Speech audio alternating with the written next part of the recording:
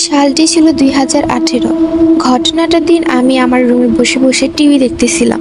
ঘড়িতে রাত প্রায় তখন 9টা বাজে। উল্লেখ্য, আমাদের বাড়িটা একটু নির্জন, আর প্রতিবেশীদের বাড়িও আমাদের বাড়ি থেকে বেশ খানিকটা দূরে দূরে। তো মূল ঘটনায় আসা যাক। সেদিন এক বিশেষ কারণে আমার মা বাবা আমাকে বাসায় একা রেখে আমার খালামণিদের বাসায় গিয়েছিলেন।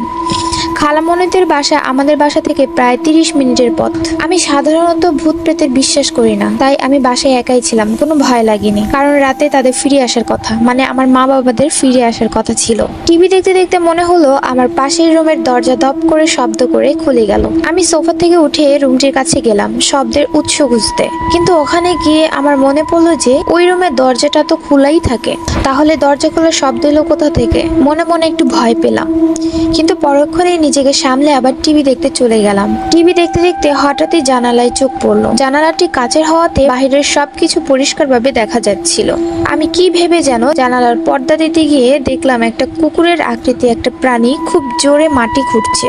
আমি ভয়ে ভয়ে পর্দা টানতেই যাব, ঠিক তখনই দেখলাম প্রাণীটি খুব দ্রুত বেগে জানালার দিকে এগিয়ে আসছে। মনে হচ্ছিল ওটা জানালা ভেঙে একদম ঘরের ভিতরে ঢুকে যাবে। এই অবস্থায় আমি খুব দ্রুত পর্দা দিয়ে জানালার কাছ থেকে চলে আসলাম। ঘরের মেইন দরজার কাছে গিয়ে দরজাটা খুব ভালোভাবে আটকিয়ে দিলাম। এরপর প্রতিটি রুমের দরজা লক করে আমার রুমে চলে গেলাম। তবুও এক অজানা ভয় যেন আমাকে জেগে ধরলো, তাই আমি আমার রুমের দরজাটাও লাগিয়ে দিয়ে বিছানায় উঠে বসলাম। হঠাৎই মনে হলো আম্মুকে একটা কল দিয়ে জেনে নিই যে তাদের আসতে কতক্ষণ লাগবে। ফোন হাতে নিতেই দেখলাম ব্যাটারি ডাউন। ফোনের চার্জার খুঁজে ফোন চার্জে বসাতেই দেখি ভোল্টেজ আপ ডাউন করছে। ভয়ে ভয়ে চার্জারটা খুলে পাশে রেখে দিলাম। ঠিক তখনই দেখলাম ফোনটা হঠাৎ ভাইব্রেট করছে। এটা দেখে আর নিজেকে সামলাতে পারলাম না।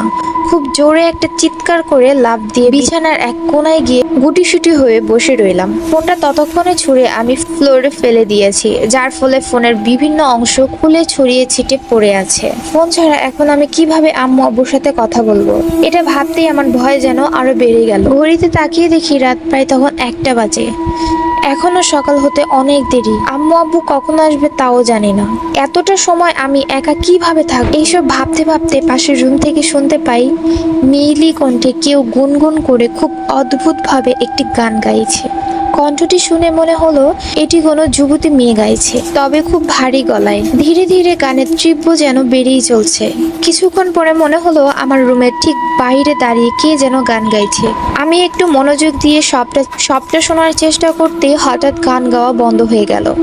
আর ঠিক তখনই মনে হলো আমার রুমের দরজার বাইরে থেকে কেউ খুব জোরে ধাক্কা দিচ্ছে। মনে হচ্ছে আর একটু হলেই দরজা ভেঙে পড়ে যাবে। এই অবস্থায় আমার সমগ্র শরীর ভয়ে শীতল হয়ে গিয়েছে। মনে হচ্ছে আজ বোধহয় আর রক্ষে নেই। আজ রাতটাই মনে হয় আমার জন্য শেষ রাত।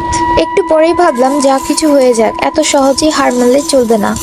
তাই নিজের ভিতর একটা সাহস সঞ্চয় করে জোরে জোরে আয়াতুল কুরসি সহ যত দোয়া দুরুদ পারি সব পড়তে লাগলাম। ভয়ে সব কেমন যেন এলোমেলো হয়ে যাচ্ছিল সব, তবুও পড়তে থাকলাম। বাইরে তখনও মনে হচ্ছিল কেউ প্রাণপণে আমার রুমে ঢোকার চেষ্টা করছে। এভাবে কিছুক্ষণ অতিবাহিত হওয়ার পর আমি আবার নিজেকে সাহস দিতে পারলাম না।